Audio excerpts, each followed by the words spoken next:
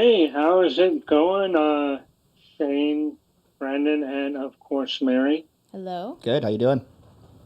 Pretty good. I almost want to start out after all the craziness with a St. Michael prayer, but we are pressed for time. So, if I have time afterward, I will.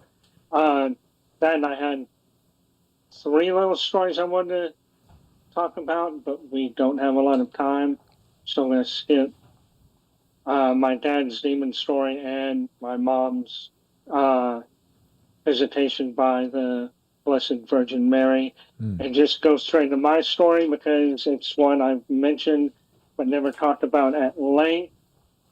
So back in beginning of 2023, my dad was in the hospital dying. He had gotten sick like 4 years prior Hmm. and misdiagnosed, caused it to get really bad and sped up so fast that uh, by the time I saw him, he was intubated. His lungs were shutting down. His kidneys were shutting down. And um, I drove home. Once I got the news he had been intubated. And uh, on day nine of being there, it was a Friday. My mom would not leave the hospital. She had to be with him the entire time. I would go to their house because someone had to get a decent night's sleep to keep things under control. I got into bed, was sitting up in bed, about to do my prayers and everything, feeling really bummed about everything going on. And all of a sudden, I start seeing this white light appear, blinding white light, getting bigger and bigger in the room. It addressed itself as the Archangel Michael, which for me has meaning because that's my dad's patron saint. And using a voice I can only say as a combination of gruff and commanding, yet very loving and sensitive, just said three words to me: he's already gone, Hmm. then disappeared. Wow. That Sunday at exactly 12:01 a.m., my mom was holding one hand, I was holding my dad's other hand as he passed away. Mm. Wow. That's powerful. And this gets crazier. I'm going because my dad got sick so quick, he couldn't get a will ready. So everything had to be probated. Was told from the jump before my dad was even in the ground that the house is going to have to be sold. So found a place for my mom near where I'm at, moved her, and was going through everything, trying to figure out getting lawyers, gotta get all this going. And as most men will attest, if they're losing their mind trying to figure things out, even as a grown man, you call your dad. Can't call my dad. He's no longer with us. But I am saying, Dad, wish you were here. I go to sleep one night with all this going on, and I have a dream so vivid that I can still see it like I was actually there. Blinding white room, and my dad is there, looking healthy, looking good, and I will attest that I believe at this point he was probably a holy soul in purgatory, just finishing his last bit of time in purgatory. I'm hoping and praying. Um,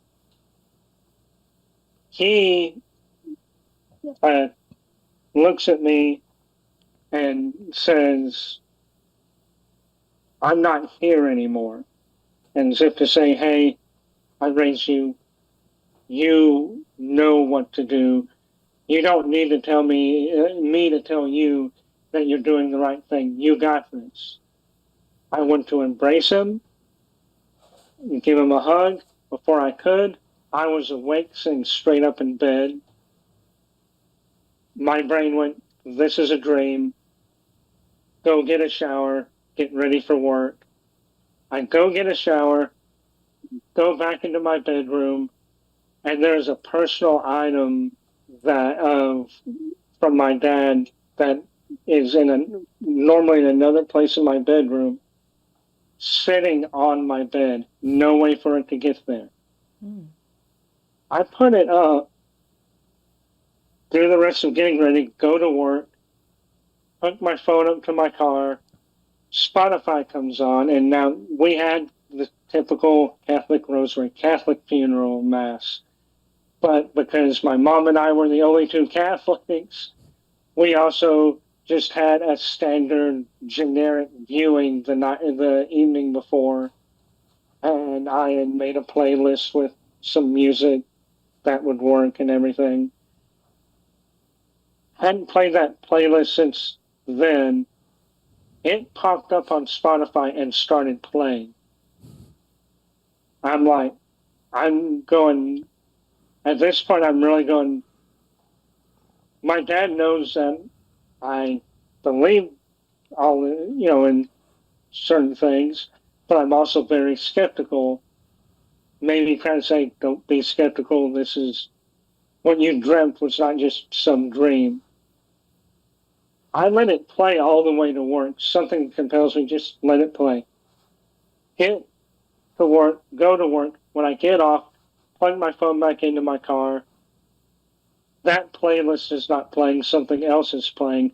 I go into recently plays, and it shows that it had never been played. Wow.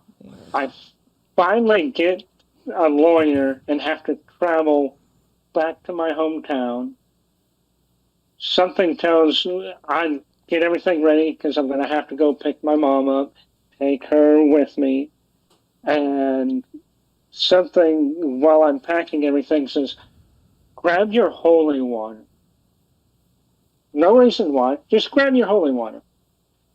Grab my holy water, go pick my mom up, drive her 6 hours to my hometown, and there was one bed left in the house because since I moved her, she didn't need all the beds that were in that house. She's going to sleep on it. I'm going to sleep on an air-up mattress in the living room. Already had that planned out.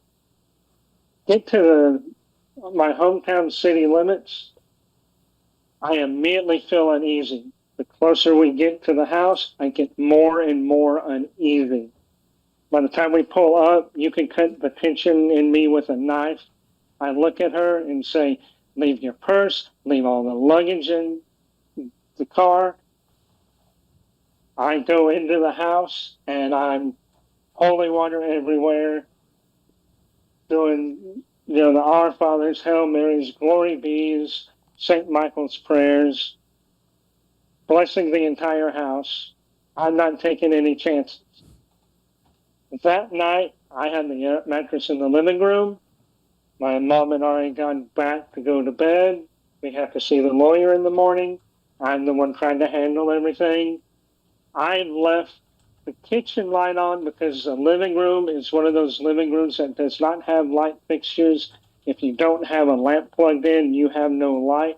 There's no lamps in there. So just so I have some light, if I have to get up in the middle of the night, I'm not bumbling around everywhere. I start my nightly, I'm sitting on the mattress, start my nightly prayers. I think I see something go across the kitchen. But, I'm tired, it's my imagination. And it happened again. I'm like, I'm really tired. Focus on your prayers. Get everything done. I go back to praying. At this point, I feel something stand behind me on the air-up mattress. And I hear a very deep, gruff voice just say, what the fuck is with all that praying shit? My first thought is, one, anyone would be scared shitless. But I know what it is, and I know it only has control if I allow it. I immediately call upon St. Michael and I say, in Jesus' name, you have no authority over me, over anyone in this house, or this house itself. I thought you understood earlier when I was here, you can go back to hell. It disappeared. The weight was lifted off the air mattress. Everything felt calm. I immediately went, grabbed my bag, pulled the holy water back out, and re-blessed everything.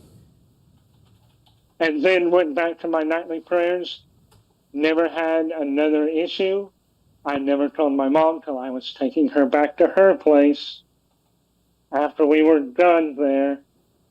And I said, did you have anything weird happen? She said no. And then I finally told her what all happened and said, I understand why it happened to me and not to you, because I was in control of trying to get everything done. She's just along for the ride. If it goes after her, who cares? It's not going to affect much. I can still get everything done. You take me out, everything's fucked. Wow. That's a powerful story. That's my story. It happened over about 3 months. Wow. And I can tell you the demon event happened about a week before Pop Culture Crisis went live for the first time. Whoa. Oh, interesting. Whoa. That's amazing. I mean, amazing and terrifying story. We've had a lot of people call in with similar stories after losing someone very close to them. It's terrifying, but beautiful, you know? The dream with your father, you know, with the item, that's very compelling. Could you say what it was that moved? What was that? Yeah, it was because I'm out in Texas and there's a bunch of Native Americans. Even though we put no stock in it, and as Catholics, you can own these as long as you treat them as just artwork. It was a dream catcher. Oh. Like Catholics, you can own it. You can own a statue of Buddha as long as you go, it's just some random statue. If you start putting onus in it as it has any power, that's when you get into sin. But I think that was sort of an interesting random thing to put in, you know, move that I had just kept since I was a kid. The playlist story gave me some chills. When you said the playlist was playing, and then when you got back into the car, it was not in your history. Yeah, not in my history. It wasn't even playing. I have no idea why, and it's a playlist I just made just for the viewing, and just at that time, so much going on. I'm not thinking about deleting old playlists. We've had someone call on the show a very similar story about someone, our father actually, who had just passed, and the song, I forget what song it was, but remember that someone said that they turned on the radio and it was just like that song right after they saw, I think, an apparition or something that they thought was their dad. Yeah. It's wild. I mean, I've had weird experiences with the dead. I don't know, you know, after my grandfather, who I was very close with, appearing in certain ways just once, or maybe twice actually, in one trip in Florida. And I just can't make any sense of that experience at all. And I haven't had a lot of weird experiences like that, but that one's really bizarre. My take is that Spotify just sucks and they didn't actually save your playlist. No. I think Spotify is garbage. Spotify, I never use it. I hate them so I much. never use Spotify. They are such shit to their artists, and it wouldn't be the first time that Spotify has made somebody lawyer up over a play. So The rest of it, I don't think you can really chalk that up to coincidence. No. Yeah. You know? and I'm not trying to. I just wanted to talk shit about Spotify. Spotify, Yeah. yeah. Like- That's your I Boeing. digress. You know how I talk about Boeing? Exactly. That's how you Yes, talk about Spotify. absolutely. But And no. like I said, I believe that, my dad was probably in purgatory doing what he needed to do as someone in purgatory, because I'm pretty much with Mary on this. I don't really believe in ghosts. Mm-hmm. It's either demons or someone in purgatory who has very limited availability to just do what they need to do. Yeah. And as penance, I guess you wouldn't say, to make that next move on to heaven. So Yeah, that's why I brought that up earlier, because I think that your loved ones can, in limited ways, reach out, communicate in some limited way in order to request prayers for their sanctification in purgatory, because they desperately want to be in full communion with Jesus in heaven. But I think maybe people get confused by that, and they think that it's a haunting, or they think that there's something nefarious going on about it. But if there's any confusion, if there's any deceit or darkness or division as a result of it, that's when I would say, like, that is a demon who is playing pretend, who is disguising themselves as a dead person. Yeah. Yeah. I didn't know about any of that actually until I interviewed Seamus on the very first iteration of this show. Back when it was in a PCC studio before PCC. Yeah. And Seamus was like going through, he was going to be a priest at one point. Back then?